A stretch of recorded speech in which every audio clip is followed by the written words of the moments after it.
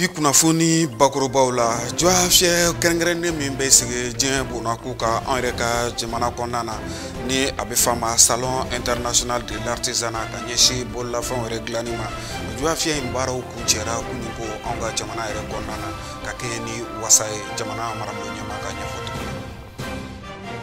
maaw mago ɲa minɛnba min bɛ yen nɔ bibi in na ni a bɛ fama gaz butane n'a bɛ kɛ ka tobili kɛ o ni o n'a ɲɔgɔnna wɛrɛw kelen do gɛlɛyaba ye bibi in na ni a tɛ ka sɔrɔ an ka duyafɛnw la wa dɔw yɛrɛ faralen do a sɔngɔ ka fan caman fɛ munumunu salo kɛra tele ɲɛta fɛ ka se ka a sɔngɔ ɲininkaliw kɛ farafinna kibaruyaw la Sudan jamana ka gɛlɛyaba bɛ yen nɔ an bɛ don minɛ ko bi politiki ko ta nasira kan u ka jamana marabolo ɲɛma ni an ko ma premier ministre Abdallah Hamdok ale kɔni ye walan sɛbɛn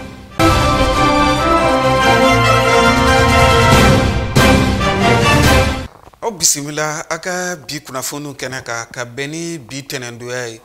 jumadal ula kalo ni bamananw k'a ma lasili filanan o tile 29 ye bi hijira ye san 1443 sɔrɔ o togo kelen na nazaraw ka jate bɔtogo la bibi bɛ o tɛnɛndonya kelen ma janvier kalo ni o ye nazaraw ka san yɛrɛ jate bɔtogo ye kalo fɔlɔ san 2022 an bɛ o kɔnɔna na ka foli ni tanuni ko lase aw bɛɛ lajɛlen ma aw minnu sɔnna ka danaya ta ka da tele ɲɛta kan i n'a fɔ an ye a fɔ cogo min na bakurubaw la jamana marabolo ɲɛma Dr Choguel Kokala Mayiga kunun ko ale kɔni ye wasa sɔrɔ juafiyɛ kuncɛli la juafiyɛ min bɛ sigi an yɛrɛ ka jamana kɔnɔna na n'a bɛ fama salon international de l'artisanat min ni maaw yɛrɛ kɔni bɛ bɔ jamana wɛrɛ ka kana a juafiyɛ kɛrɛnkɛrɛnnen yɛrɛ jɔ ni a bɛ ɲɛsin anw ka bolola baarakɛlaw ka cɛsiri ma olu ka seko n'u ka dɔnko ka se ka o jira Dr Choguel Kokala Mayiga ka ɲɛfɔcogo la ni ye nin waati yɛrɛ ta ka lajɛ waati kɛrɛnkɛrɛnnen don an yɛrɛ ka jamana kɔnɔna na ka kɛ ni lakanabaliya mun ni an bɛ se ka fɔ o bɛ anw ka jamana kɔnɔ cogo min na ka taa se Sahel yɛrɛ jamana wɛrɛw ma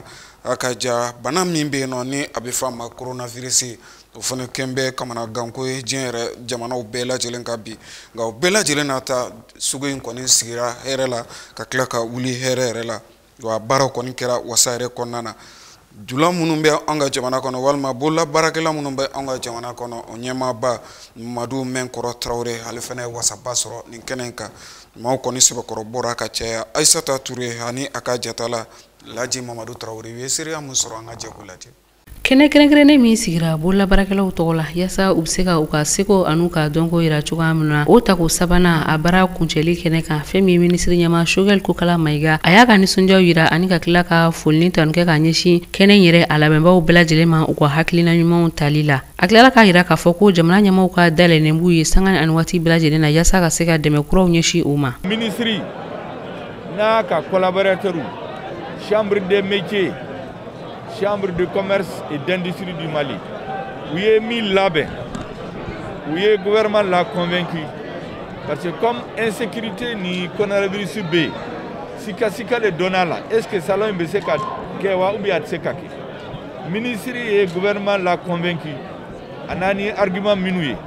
Allez ni président de la chambre des métiers. On a un collaborateur, on est président de la chambre de commerce et d'industrie du Mali. Ulu de Benaka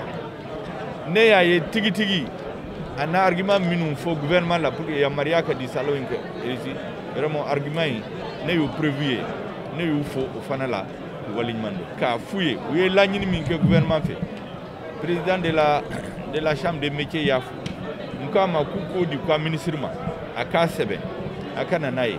amena analyser gouvernement la fen wo fe na be se kata na be se kadla amba don tigi na aya présenter fana président de transition be ke mo folo min ba fokali ba soutenir donc yo engagement duma parce que na ya artisan soutenir ambanga jamana de soutenir na yu deme ambanga jamana deme nulu yirwala Mali de bi yirwa Bolabarakɛlaw olu bɛɛ lajɛlen ka jɛkulu o ɲɛmɔgɔ ale a ka nisɔndiyaw fɛnɛ yira ni kɛnɛ kofɔlen kan ka sabu kɛ a kuncɛra kuncɛcogo ɲumanw na. Baara daminɛ na an kun ye an ŋaniya siri k'a fɔ an bɛna sigi mais an b'a fɛ ka dɔ bɔ a bonya la a kana kɔrɔlen bɔ. An kun y'a miiri an b'a mago bɛ mɔgɔ 150 000 mɔgɔ 100,000 ani mɔgɔ 50,000 mais an bɛ tila tuma min na an bɛ mɔgɔ 1000 an b'o double la. O yɛrɛ 31 décembre o 31 décembre tɛmɛna a double kan an bɛ plus de 300 na déjà mais an ma n'a labanw farala ka ca n'o bɛɛ donc n bɛ se ka fɔ an nisɔndiyalen don feere kɛra jama cayara parce que a bɛnna ni san laban ye an kun siran n ka bɛ bɛn ni remarchand caman ye mais o ma kɛ de gɛlɛya ye ni rencontre ninnu caman ye an ka falen ɲɔgɔn ka dɔnniya falen de mais an minnu bɛ yan ne hakili la an ka dita cayara n'o an ka sɔrɔta ye parce que filɛta tun b'anw fɛ yan ka tɛmɛ minnu nana n'i bɛna salon na généralement minɛn belebeleba tɛ se ka na fɛn fitininw de bɛna ka bɔ yɔrɔ jan na mais n'i taara dugu minɛ i b'a sɔrɔ belebelebaw bɛ yen donc minnu nana olu ye tɔnɔba sɔrɔ ka tɛmɛ anw yɛrɛ kan an ye dɔ sɔrɔ dɛ mais u ka falen na an bɛ se ka fɔ anw ta ka dɔgɔ olu de ta ka ca parce que u ye caman ye anw fɛ an fana ye dɔɔnin y'u fɛ. A ye foli kɛ ka ɲɛsin bolabaarakɛlaw bɛɛ lajɛlen ma minnu bɔra jamana wɛrɛ ani anw ka jamana yɛrɛ taw. Artisan fɛn fɛn bɔra Mali yɔrɔ kɔnɔ ani jamanaw kɔfɛ ani jamana wɛrɛ artisan jamana 14 de tun bɛ yan an b'u bɛɛ fo minnu ye feereba kɛ ala ka san wɛrɛ ta caya ka tɛmɛ nin ɲinan ta kan bon ni organisation kɔnɔ n'an donna minnu gasi la an bɛ yafa ɲini bɛɛ ma bɛɛ ka yafa ma mais kɛrɛnkɛrɛnnen an bɛ foli di faamaw ma k'a commencer Asimi Goyita yɛrɛ la parce que an ye salon fɔ a dara la an ye wari min ɲini o dira o wagati bɛɛ la o de y'an tɔ yɛrɛ encourager ka continuer mais an dɛmɛ jɛkulu 2 bɛ yen n'o ye Orange Mali ye ani Yusuf Bacili chambre de commerce président an tɛ ɲinɛ olu ka dɛmɛ kɔ an b'u fo kosɛbɛ ani IMOA n'olu kun tɛ a tɛ se ka kɛ. O kɔfɛ a tilala ka laɲini kɛ jamana ɲɛmaaw yɔrɔ. An y'a ɲini gouvernement fɛ ka gɛlɛya salon in a ka institutionnaliser a ka fara jamana kobaw kan o b'a to denmisɛnnin minnu bɛna an kɔfɛ olu bɛ fɛn garantilen sɔrɔ yen institutionnalisation kɔfɛ an y'a ɲini don dɔ ka kɛrɛnkɛrɛnnenya an ka fini donta ninnu kama minnu dilanna an fɛ yan an t'a fɔ an ka laadala fini mais an b'a fɔ fini minnu dilanna artisanw fɛ parce que n'i y'a kɛ laadala ko dɔ bɛna taa fɔ Simbo ou bien autre o tɛ mais an yɛrɛ ka bololabaarakɛlaw an ka tailleur ni fɛnw min dilan o ka don da la o y'an ka laɲini belebeleba dɔ ye an ka laɲini laban an ye min gɛlɛya i b'a sɔrɔ aéroport sira min filɛ nin ye ni kɛnɛ dɔ dira an ma yan mɔgɔ minnu bɛ taa ale dugu la a bɛ kɛ sababu b'u ka cadeau san yan dɔrɔn ka don avion kɔnɔ ka taa i bɛ se ka bɔ hôtel la midi mais midi ni i ka avion heure cɛ i bɛna yala yala artisan ka yɔrɔ in kɔnɔ ka sanni kɛ k'i ka cadeau bɛɛ san o ye hakilina ɲuman ye minnu bɔra an yɛrɛ ka faamaw yɔrɔ ministre yɔrɔ kɛrɛnkɛrɛnnenya la donc n b'a ɲini ni u sera ko don ba la o ye ko dumanba ye artisan bolo parce que mɔgɔ mɔgɔ bɛ artisanat d'art la mɔgɔ mɔgɔ bɛ cadeau feere bɛɛ bɛ se ka n'o yɔrɔ la. Bololabaarakɛla minnu bɛ yen nɔ ni u nana u ka seko an'u ka dɔnko yira ni siyama ta ko sabanan in kɛnɛ kan olu fana u ka nisɔndiya yira ka sabu kɛ ko baara ninnu bɛɛ lajɛlen kɛra kɛcogo ɲumanw na hali n'a sɔrɔla maa dɔw bɛ yen nɔ olu y'a yira k'a fɔ olu ye gɛlɛyanin dɔw sɔrɔ. Siyama tile tan in kɔnɔna na an bɛ se k'a fɔ ko alhamdulilayi a kɛcogo ɲɛna parce que a taara baara daminɛna cogo min na a labaara cogo min na a ɲɛna ɲɛmɔgɔ kɔni ka bɔ ma toujours ka tailleur lajɛ Mali tailleur parce que baara kɔnɔna na minɛn minnu bɛ dilan an fɛ yan walasa a ka diya mɔgɔ ye tailleur de bɛ se ka baara ɲuman kɛ u bɛ défilé ni Monaco min avion min kɛ o de bɛ se ka baara ɲɛ ɲɛmɔgɔ ka bɔ ma o ye service min ta tailleur ye o ka a bɔ a sira ma ni siyama sera an ka défilé ninnu fɛn min ka kan ka d'an ma o k'a ta ba la kosɛbɛ o de bɛ courage don an na. An bɛ Ala tanu a fisayara mais ani san tɔw ma kɛ kelen ɲinɛ gɛlɛya bɛ yen nɔ mɔgɔ caman ma bɔ zen na. Bon alhamdulillah a fisayara parce que an ye corona tan bɛɛ kɛ sigi la o siyama y'a kɛ an ye mouvement dɔ kɛ quoi vraiment a fisayara alhamdulillah. N bɛ organisateurs fo k'an ka ɲɛmɔgɔw fɔ minnu sera k'a to nin sera ka organiser cogo min. Siyama in tile tan kɔnɔna na gɛlɛyaw sɔrɔla ko gɛlɛyaw kɔfɛ fana an ye ɲumanw fana sɔrɔ parce que foire fana n'i nana foire la k'a fɔ i ka minɛn bɛɛ ka ban o tɛ sɔrɔ mais i bɛ relation min sɔrɔ o kɔnɔna na i ka contact minnu bɛ sɔrɔ mɔgɔ minnu bɛ tila ka commande passer o fana ye belebeleba de ye sugu kɔni ma don comme san 2019 fana n y'a participer mais o kun diyara ne na ka tɛmɛ bi kan mais o bɛɛ la an bɛ Ala fo k'a barikada ka aw fana fo Ala k'aw mɛn a ka baara la. Vraiment a diyara parce que an ye contact caman sɔrɔ an ye mɔgɔ caman dɔn an yɛrɛ ye faamuyali dɔw sɔrɔ an ye mɔgɔ kalan fɛn caman na mais dɔw fana nana kalan n y'o de fɔ n ko anw ye kalandenw de ne ye kalanden de ne tɛ maître ye tant que je suis chercheur je me considère comme un élève. An b'a jigiya k'a fɔ san nata bololabaarakɛlaw olu ka kɛnɛ a bɛna lakurakuraya ale ni ka kokuraw caman don a kɔnɔ yaasa a bɛ se ka sankɔrɔta sɔrɔ cogoya mun na i n'a fɔ minisiri ɲɛma Choguel Kokala Mayiga ale yɛrɛ ka kumaw kɔnɔ a y'a yira k'a fɔ ko ni an y'an ka bololabaarakɛlaw don ba la o kɔrɔ b'a yira k'a fɔ ko an ye an ka jamana de don ba la o tuma la Ala ka siyama a tako naaninan kɛnɛ yira an bɛɛ lajɛlen na. Algérie Mali tɛnku jamana ye u ka lasigiden kura min nana anw ka jamana kɔnɔ bi sɔgɔmada na ale kɔni tagamana ka taa an ka minisiriso la minisiriso min yɛrɛ sigilen don an ka jamana yɛrɛ kalanko bɛ se ka yiriwa cogo min na ni ale yɛrɛ minisiri ye Sidibelakaw furumuso Dede Usumani kuma masalaw fanba kɔni nana boli min ka o de Algérie yɛrɛ bɛ se ka dɛmɛ ɲɔgɔnya min ta ka ɲɛsin an yɛrɛ ka jamana kalanko ma kɛrɛnkɛrɛnnenya la bololabaara yɛrɛ ta fanfɛla la. Dede Usumani a kɔni y'a jira k'a fɔ n'i ye o waleyaw ta k'a lajɛ i b'a ye k'a fɔ o bɛ ɲɛsin a bɛ fɔ min ma ko mécanique n'o ye bolimafɛnw yɛrɛ dilanni ko ye ka taa se électricité ma n'o ye kuranko yɛrɛ ta fanfɛla ye ka taa se hali sojɔw yɛrɛ ni o n'a ɲɔgɔnna wɛrɛw bɛɛ lajɛlen ma kalan ninnu walima formation n'o ye lakolokololi ye a bɛna boli ninnu bɛɛ lajɛlen de ka don n'a nataw la wa a jirala k'a fɔ a bɛna ɲɛsin maaw ma minnu kɔni ye duguma kalanw yɛrɛ fori ni a bɛ fɔ o ma DEF ni o jɔnjɔn kɔni bɛ maa min bolo kalan ninnu bɛ se ka dɔnniyaw bɛ se ka di ma walima e yɛrɛ bɛ se ka kɛ a ɲinifɛn ye diplomate yɛrɛ min bɛ Algérikaw tɔgɔ la an ka jamana kɔnɔna na a kɔni ye wasaba sɔrɔ nin tagama in na walima nin wulikajɔ in na ka ɲɛsin nin minisiriso ma minisiriso min sigilen don kalan yɛrɛ bɛ se ka yakubaya walima dɔnni bɛ se ka yakubaya cogo min na an ka jamana kɔnɔna na minisiri fɛnɛ kɔni y'a jira k'a fɔ Algérie lasigiden kura min nalen filɛ ni an ka jamana kɔnɔna na u na wulikajɔ sugu bɛɛ lajɛlen bila sen kan walasa a ka baara o ni sababa bɛ se ka bɛn cogo min na an ka jamana kɔnɔ i n'a fɔ an yɛrɛ ka jamana dɔnnen de n'o ye ni o ye jatigiya ye. A bɛ dɔgɔkun damadɔ bɔ sisan Bamakɔ ni a lamini bɛɛ lajɛlen an bɛ se k'a fɔ gaz butane na n'o ye baw magoɲafɛnba don n'a bɛ kɛ ka tobili kɛ o ni a ɲɔgɔnna wɛrɛw gazi kɔni tununnen don ni waati laban ninnu na wa a bɛ maa minnu yɛrɛ kɔni bolo olu fana kɛlen don k'u ta yɛrɛ kɛ a tɛ san ye a tɛ san sɔngɔ k'o da kɔni kan o kɔni kɛlen don gɛlɛyaba ye o kama tele ɲɛta kɔni ye wulikajɔ kɛ ka don Bamakɔ yɛrɛ doyafiyɛ kɔnɔna na bi ka se ka taa maaw kɔni ɲininka gazi yɛrɛ tununi sababu la o cogo kelen na a sɔngɔ yɛlɛni min kelen don ni waati laban ninnu na Maimuna Kulubali a n'a ka jatala Musa Jalo u ye seereya min sɔrɔ an ka jɛ k'o lajɛ.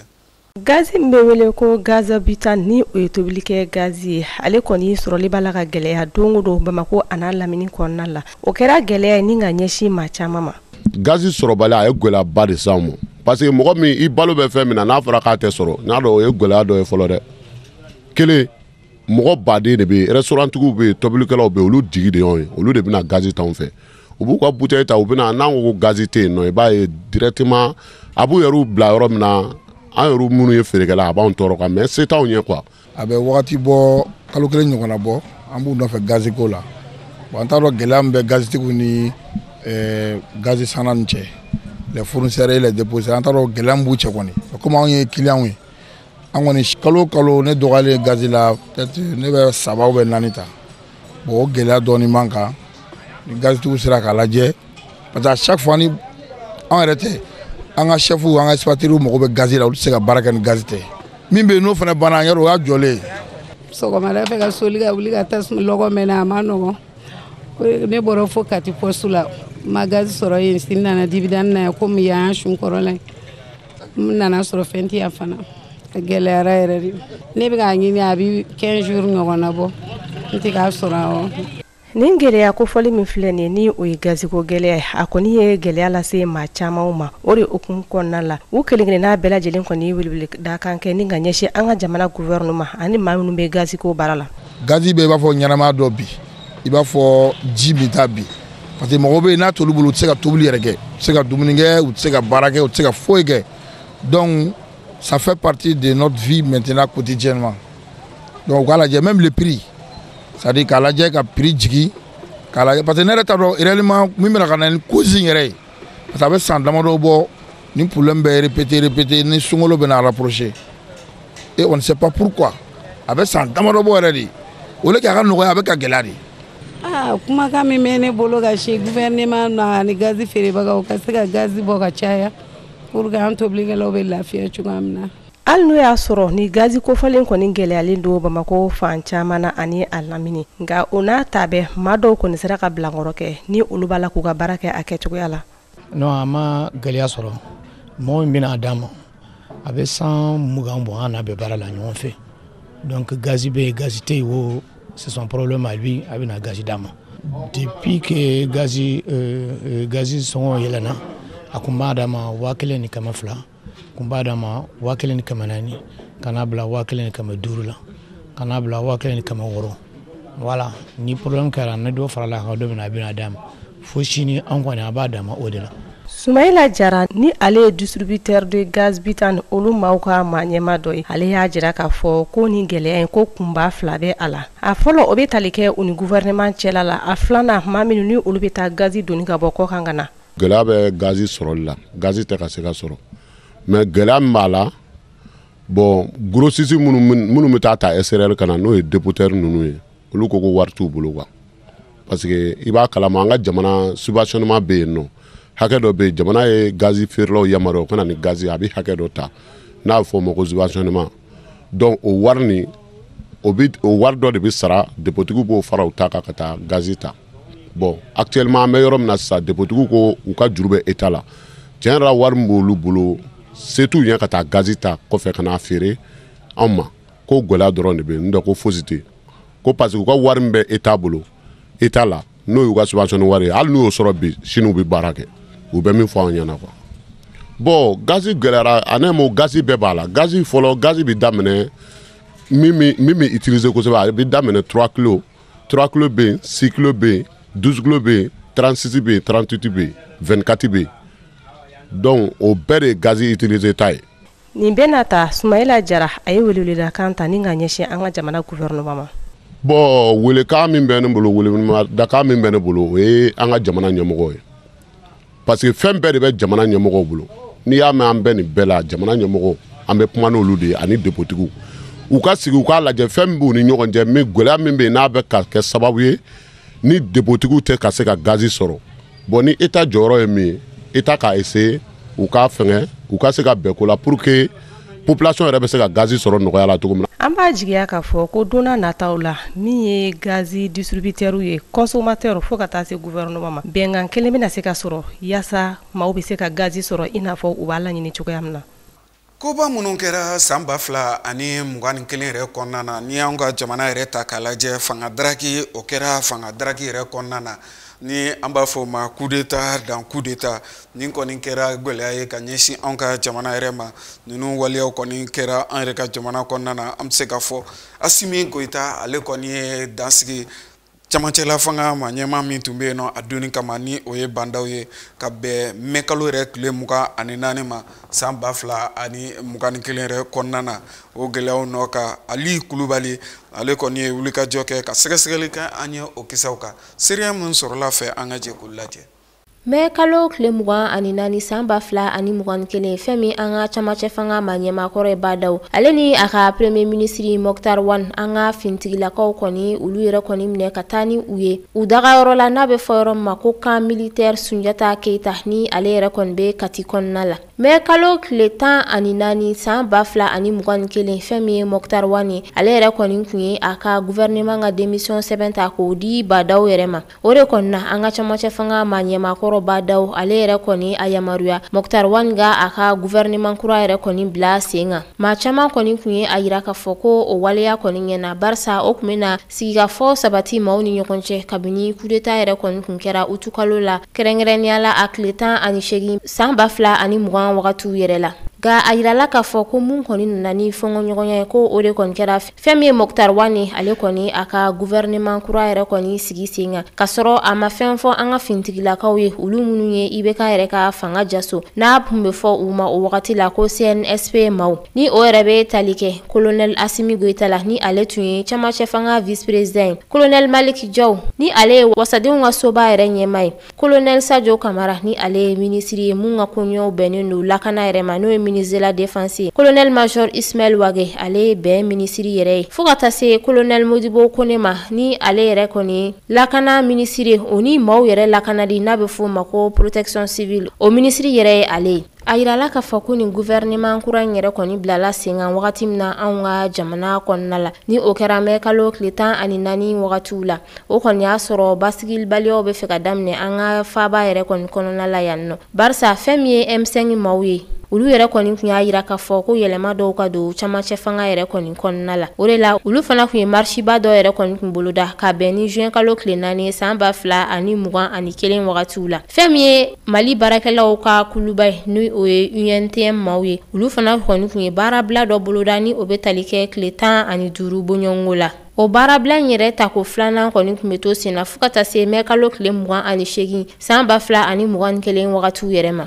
ka sababu kɛ gouvernement yɛrɛ kun tɛ o wagati la fɛn min INTM maaw ye olu yɛrɛ kɔni ka grève yɛrɛ kɔni bɔra a dɔgɔkɔrɔ o de la u ye baara kɔni daminɛ mɛ kalo tile 26 wagatiw yɛrɛ kɔni kɔnɔna la fo ka taa fɔ ko gouvernement kura yɛrɛ kun mana sigi wagati min na u kun bɛ tɛmɛ ni u ka grève yɛrɛ tɔw ye a yirala k'a fɔ ko CNSP maaw olu ni malidenw bɛɛ lajɛlen yɛrɛ kɔni de bɔra a kalama kunnafonidilaw yɛrɛ kɔni bolo ko fɛn min ye Moktar Wani ale ye gouvernement kura yɛrɛ kɔni sigi sen kan mɛ kalo tile 24 san 2021 wagatiw yɛrɛ kɔni kɔnɔna la o de la fɛn min ye camancɛ fanga vice président colonel Assimi Goïta o wagatiw la kɛrɛnkɛrɛnnenya la mɛ kalo tile 25 san 2021 ale yɛrɛ kɔni bɔra ORTM na ka communiqué dɔ yɛrɛ kɔni kalan o communiqué kɔnɔna la a y'a yira k'a fɔ ko fɛn min ye camancɛ fanga premier ministre Moktar Wani ale ni Badaw k'u kɔni ye gouvernement kura sigi sen kan ka sɔrɔ ale mun ye vice président ale yɛrɛ kɔni tɛ foyi kalama a la o de la a y'a yira k'a fɔ ko walasa camancɛ fanga yɛrɛ sariyaw bɛ se ka bonya cogoya min na n'a bɛ fɔ o ma ko charte de la transition o de kɔni na fɛn min ye Badaw ni a ka premier ministre u y'olu yɛrɛ kɔni senbɔ baaraw bɛɛ lajɛlen na fɛn min ye CEDEAO maaw ye ni wagati la olu kɔni y'a yira k'a fɔ ko walasa sanction ka wuli ka bɔ anw ka jamana kan ni o ye ɲangiliw ye ko fo u ka charte de la transition yɛrɛ kɔni waleyaw bato o de la maa dɔw y'a yira k'a fɔ k'a kɔni kɛra coup d'état fila ye an ka jamana kɔnɔ ko coup d'état kɔni kɛra coup d'état yɛrɛ kɔni kɔnɔna la o de la fɛn min ye CEDEAO maaw ye mɛ kalo tile 25 olu kɔni u ka ciden bila ka na ni o ye Nigeria jamana ɲɛmaakɔrɔ ye Goodluck Jonathan na walasa u bɛ se ka sigi ka kuma anw ka jamana yɛrɛ kɔni lahalayaw taabolo la halisa san 2021 hakililajigi minnu ni an bɛ k'o kɛ an ka kunnafoni kɔnɔna na o de wulikajɔ min kɛra an ka jamana marabolo ɲɛmaa fɛ Dr Choguel Kokala Mayiga ni a taara diɲɛ yɛrɛ seleke naani tɔnba ni a bɛ f'a ma ONU o ka sigi tako 76 na o kɛnɛ ka Dr Choguel Kokala Mayiga kɔni ye dantigɛli kɛ k'a jira k'a fɔ an ni Faransi kɔni tun bɛ taama min na Faransi kɔni ye an to kelenna taama la o kuma min kɔni fɔra a kumaw cayara anw ka jamana kɔnɔ a donni kama min yɛrɛ bɛnna septembre kalo tile 25 ma san 2021 ɲinini minnu fana kɛra an fɛ o kisɛw la an ka jɛ k'o lajɛ.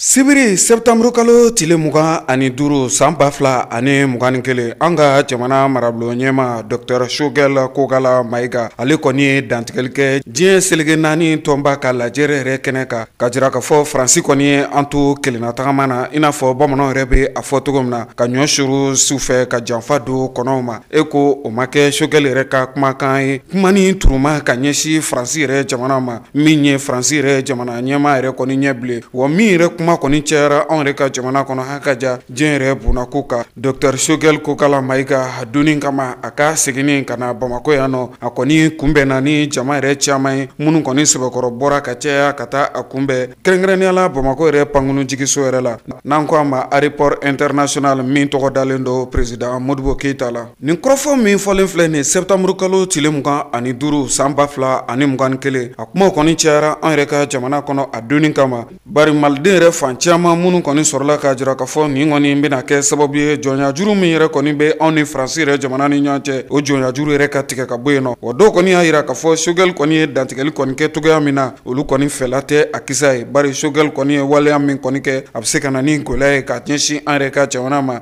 o doni kama maliden dɔ fana sɔrɔla min fana ka dantigɛli kɛra o kisa ye. N'i ye nin waleya ta k'a lajɛ a bɛ kɛ waati min na o y'a sɔrɔ gwɛlɛyaba kɔni bɛ Mali yɛrɛ jamana ani Faransi jamana ni ɲɔgɔn cɛ. Bari a waati kelen i b'a ye k'a fɔ Irisiw ka lakana jɛkulu min bɛ yen walima u ka duduguma jɛkulu min bɛ yen nɔ minnu kɔni bɛ kɛlɛ kɛ sara la n'an b'a fɔ o ma ko mercenaire n'a bɛ fɔ o ma ko Wagner. A jirala k'a fɔ Mali yɛrɛ jamana ani olu kɔni nana bɛn kisa dɔw kan mun b'a to olu yɛrɛ na se ka na an dɛmɛ an ka kɛlɛ la cogo min na. Tuma min na Faransikaw kɔni nana bɔ o kibaruya kalama o waati de kɔni kɛra Faransi yɛrɛ masakɛ Emmanuel Macron ale ɲɛ kɔni sɔrɔ bilenna wulikajɔw bɛɛ lajɛlen taara ka an yɛrɛ ka jamana sɛgɛrɛ a donni kama dantigɛli tɛ dantigɛli walima kɔrɔfɔ kɔni tɛ kɔrɔfɔ ye ka ɲɛsin an yɛrɛ ka jamana ma. Hali ni y'a sɔrɔ Wagner ko lagosi kɔni caman taara o donni kama ka ɲɛsin Wagner yɛrɛ ma. Bari Faransika ɲɛfɔcogo la ni ye Wagner yɛrɛ tiɲɛnikɛ nɔ ta k'a lajɛ Centrafrique yɛrɛ jamana ka taa se Libi jamana ma a bɛɛ lajɛlen kɔni kɛra dansago ye. O de kama olu tɛ fɛ cogo si la Wagner a ka se Mali yɛrɛ jamana kan. Wa Faransi yɛrɛ masakɛ Emmanuel Macron a y'a yira k'a fɔ ni Wagner kɔni sen sura Mali kɔnɔ olu n'u ka koso ni kasaw koro. Bari olu ka to Mali dugukolo kan Wagner yɛrɛ fana ka to Mali dugukolo kan. Faransi masakɛ Emmanuel Macron ale ka dantigɛli kɛra nin ye septembre kalo yɛrɛ kɔnɔna na san 2021. Dr Choguel Kokala Mayiga jamana marabolo ɲɛma ni an ko ma ko premier ministre ale kɔni ka seginni ka na an yɛrɛ fɛ Bamako yan nɔ o bɛnna tarata dɔ ma septembre kalo tile 29 wulakile yɛrɛ waatiw jama kɔni sɛbɛkɔrɔ bɔra ka taa Choguel Kokala Mayiga yɛrɛ bisimila Bamako yɛrɛ pankolonjigiso la. Wa ni yɛrɛ finimugu ta k'a lajɛ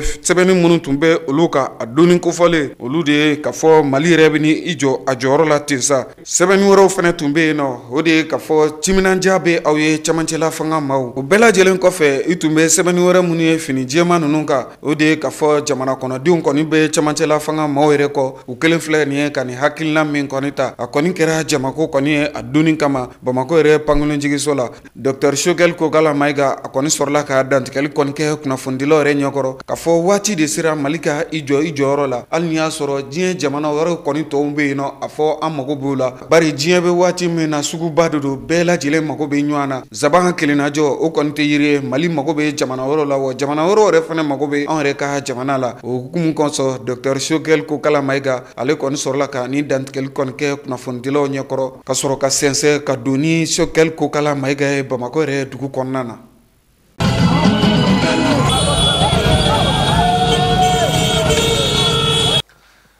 Farafina ka taa se diɲɛ fan tɔw bɛɛ lajɛlen kibaruyaw ma k'aw ladɔnniya k'a fɔ Sudan jamana kan k'u kɔni tayini don an bɛ don min na i ko bi tagamaba yɛrɛ kɔfɛ Sudan jamana marabolo ɲɛma Abdallah Hamdok ale kɔni ye walan sɛmɛ o bɛna kɛ sababu ye cɛmancɛla fanga min kɔni bilalen don sen kan Sudan yɛrɛ jamana kan gɛlɛyaba bɛna don a yɛrɛ ka ɲɛ la. Farafina kibaruya to ka taa se diɲɛ fan tɔw bɛɛ lajɛlen ma Ali Kulubali ale bɛ walawalali kɛ an ye o la.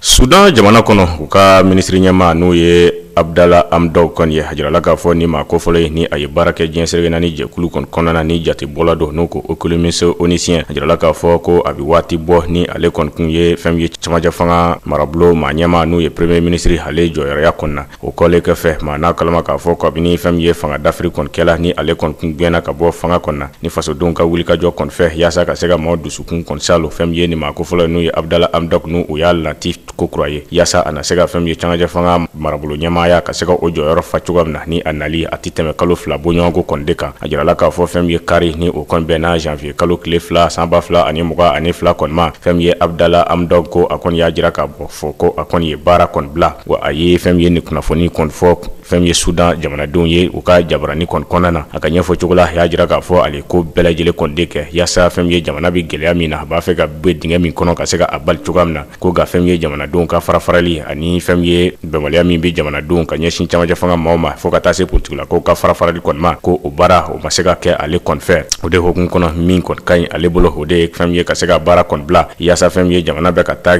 fɛn ye sira min fɛ a kana taa kɛ ale yɛrɛ ka ɲɛnamaya ka dɔ baro o la walima fɛn ye ka se ka jamana yɛrɛ ka sira ka se ka o kɔni bɛɛ lajɛlen kɔni tiɲɛ cogoya min de la ko yaasa ka se ka fɛn ye ka i yɛrɛ sen bɔ nin bɛɛ lajɛlen kɔni na o de ye ka baara kɔni bila nka mɔgɔ y'a jira k'a fɔ Hamdok ale ka fɛn ye baara bila ko a ma bali Sudan jamana maa si la ko k'a sababuya kɛ ale kun b'a fɛ ka fɛn ye bɛnkan sɛbɛn min tɛmɛna ani finitigilakow cɛ o bila yaasa ka se ka maa wɛrɛw ta n'u ye jamanadi gansanw o ni olu bɛ se ka jamana marali kɔni kɛ cogoya min ni a ma se ka o baara kɔni ɲɛ sɔrɔ.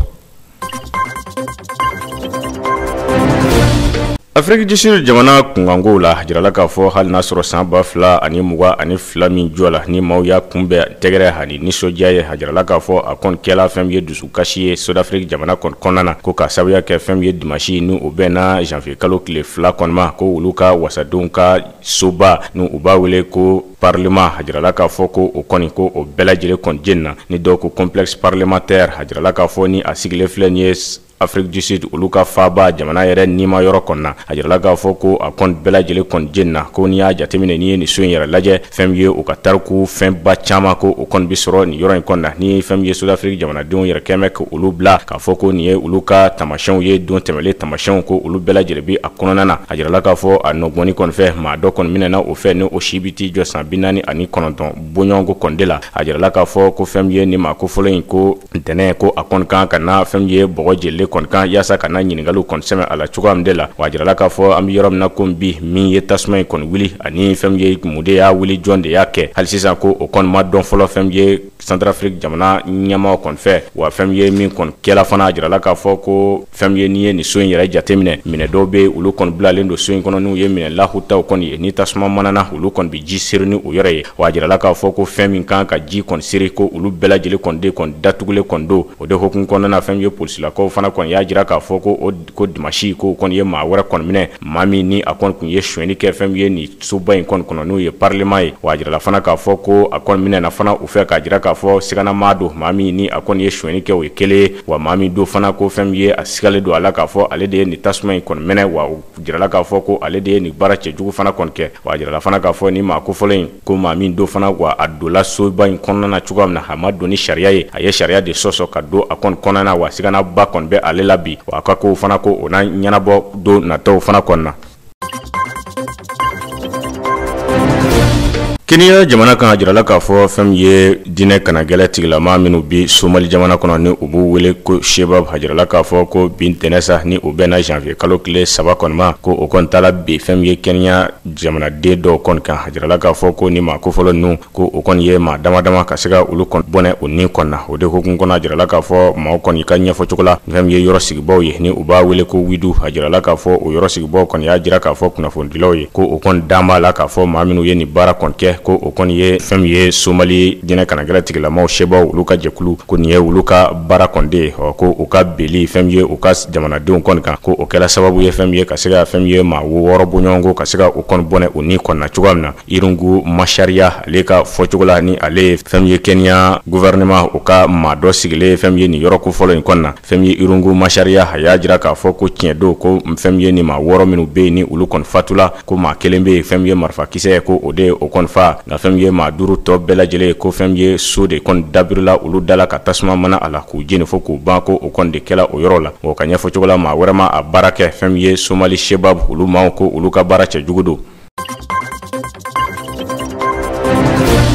Afghanistan jamana kan kabini u ka diinɛ tigilama minnu bɛ yen ni u b'u wele ko Taliban kabini olu kɔni ye fanga kɔni ta kabini u ti kalo kɔni kɔnɔna na o kɔni ye wulikajɔ kɔni kɛ yaasa ka se ka u ka hakililaw ko sinsin n'u yɛrɛ bolo ko o ye hakilila min ye minnu sinsinnen don alisilamɛya kɔni kan o de hokumu kɔnɔ a jirala k'a fɔ o kɛlen kɔ ka musow ka olu kɔni bali ka voyager ka taa fɛn ye dugu wɛrɛw la ka taa tile 3 bɔɲɔgɔnko kɔni kɛ k'a sɔrɔ o kɔni ni u soma dɔ kɔni ti ɲɔgɔn fɛ a jirala k'a fɔ ko o kɔni ye wulikajɔ fana kɔni kɛ musolaka minnu bɛ yen ni olu bɛ o ɲɛdaw kɔni dayɛlɛ ka don fɛn ye taxiw kɔnɔ ka se ka o bɛɛ lajɛlen kɔni bali cogoya min na o kɔfɛ a jirala fana k'a fɔ fɛn ye gulɔmi ko o kɔni ye sen da nin bɛɛ lajɛlen kɔni na ko ka sababuya kɛ ko fɛn ye nin waati tɛmɛlen ninnu kɔni na ko o kɔni ye ko bɛɛ lajɛlen kɔni kɛ gulɔ minnu bɛ yen ni u bɛ Taliban kɔni kɔnɔna na ka se ka olu bɛɛ lajɛlen kɔni minɛ ka sɔrɔ ko u jaw bɛɛ lajɛlen kɔni jira bɔlɔlɔw sanfɛ wa a jirala k'a fɔ bɔlɔlɔw sanfɛ ko i kɔni b'a ye fɛn ye Taliban finitigilakaw wolomasiri tabaw o kɛn bɛ ka gulɔ bariko caman ka se ka olu kɔni bɛɛ minɛ ka u bɛɛ lajɛlen kɔni yɛlɛma fɛn ye u ka jiboli siraw kɔni fɛ ni u ye kando d'évacuation n'u ye fonse digɛw kɔni ye ko u ye caman bariko caman kɔni bɔn o kɔnɔna na ko fɛn ye gulɔ litiri hakɛ min bɛ yen ni o kɔni bɔnna ko u bɛ t'i jɔ fo litiri 7 bɔɲɔgɔnko kɔni de ma wa a jirala k'a fɔ Afganikan finitigilakaw ko o ye nin gulɔ in kɔni minɛ u ka wulikajɔ dɔ de kɔni sen fɛ wulikajɔ min ni u kɔni y'a kɛ yaasa ka se ka laraweli kɔni kɛ Afganistan dugu bɛɛ lajɛlen kɔni kɔnɔna na ko o waati de kɔnɔ o ye nin gulɔ ninnu kɔni minɛ ka taa a litiri 7 ka taa a bɛɛ lajɛlen kɔni bɔn faso digɛ kɔni kɔnɔna na. Nin bɛ be dansigi kɛ aw ka bi kunnafoniw na ɲɛmɔgɔ se minnu dalajɛ ka di an ma ka foli ani tani ka lase aw kelenkelenna bɛɛ lajɛlen ma kɛrɛnkɛrɛnnenya la Mali kalanden minnu sigilen don Sudan yɛrɛ jamana kan Sudan yɛrɛ faaba ni o ye Khartoum ye ka taa se Omdurman ma u ka duguba tɔw bɛɛ lajɛlen an bɛ u bɛɛ lajɛlen fo ka fɔ ko Ala ka tunga sigi nɔgɔya u bolo ni Ala sɔnna ma sini an na ɲɔgɔn sɔrɔ nin kɛnɛ kelen kan kunnafoni minnu mana sɔrɔ Mali kɔnɔ farafinna bangun kan ka taa se diɲɛ fan tɔw bɛɛ lajɛlen ma an na walawalali kɛ o la Ala ka sini do kibaru kɛnɛ yira an na